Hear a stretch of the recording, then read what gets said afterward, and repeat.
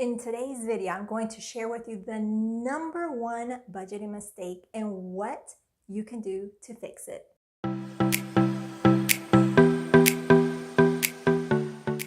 Hola, my name is Jen Hemphill, and I am here to help you become the queen of your money, or as we say in Spanish, la reina de su dinero. That way you have more confidence and you can love your dinero more. While you're here, go ahead and hit the subscribe button and the bell notification so you get that notification when there's a new video up. I've got a question for you. Have you ever tried a rendition of a budget and then failed to stick with it? I'll be the first one to tell you I've been there and I've done that. So if we're following a proper budget, we're sticking to the categories and everything looks good, why is it that some months there's just not enough money? Well, sometimes it can be due to overspending. We know this, right? Maybe it's a little too many lattes or eating out, but other times I'm going to tell you exactly what's happening that I see time and time again, and it was a mistake that I personally was making.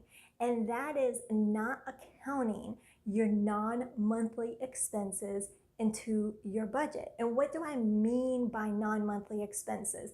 Non-monthly expenses, hence the name, are those expenses that don't come every single month. So it could be the travel, it can be the gifts, it could be clothing, it could be some bills that come annually or quarterly. It can be your car registration. It could be those things. And what tends to happen is if we do account for it in the budget, we don't do anything else with it. So we account for it in the budget, maybe for some things, but not all the things. And then when we don't account for that, we don't really have a true number of what our expenses are. So that's where the mistake is. And this is how you can fix it. I'm curious though, are you in that spot where you have found yourself doing a budget, but then some months you're finding that there's not enough money? Let me know in the comments and let me know what you have tried to do to fix this. So let's get to how do you fix this? So let's just say if you're telling me, if you're saying, Jen, I already put the travel, I already put the gifts, I put the haircuts, I put the clothing, I put those estimated non-monthly expenses in the budgets, but I'm still having trouble. So if you already have it, then you're in a good spot, but you need to take one more step. So you've got it in your budget, you've accounted for it, you've tallied it up, it fits within your budget. And what you need to do with those non-monthly expenses, aside from putting it in your budget, is that needs to take some action, because in the budget, it looks pretty, right? It looks nice, it works out, but it's not doing us any good if it just stays in the budget. There needs to be some action behind that. And how you do that is you take that money and physically transfer it out, whether automated transfers, and put it in another account. Essentially what you're doing is you're kind of having another savings account for those non-monthly expenses. Or if you can go crazy like I have and some of my clients have, where we have different accounts for different purposes. Like I have an account for travel, I have an account for gifts, I have an account for those different purposes that make sense for me. But maybe for you, that one account is sufficient. This is about doing what's best for you. So again, it's literally what you need to do.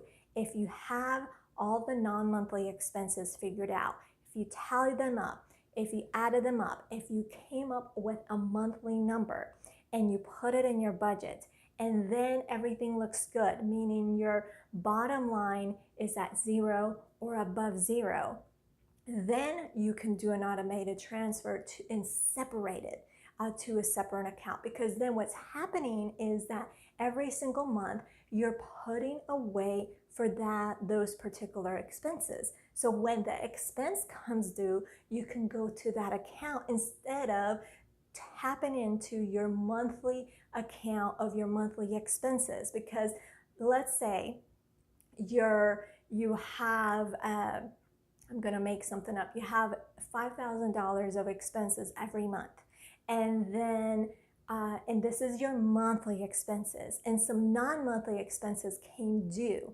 right? So let's say you have $5,000 of expenses, and let's just say for simplicity's sake that you have $5,000 in income.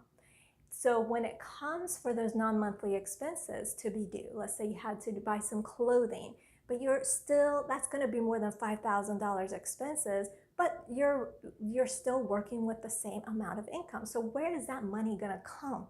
That's where people are having troubles. That's why there's not enough money, or where it feels like there's not enough money. So you have to be diligent, and you have to put that money aside on a monthly basis and to a separate account, because that way when that expense comes due, you've already have been putting it aside every single month.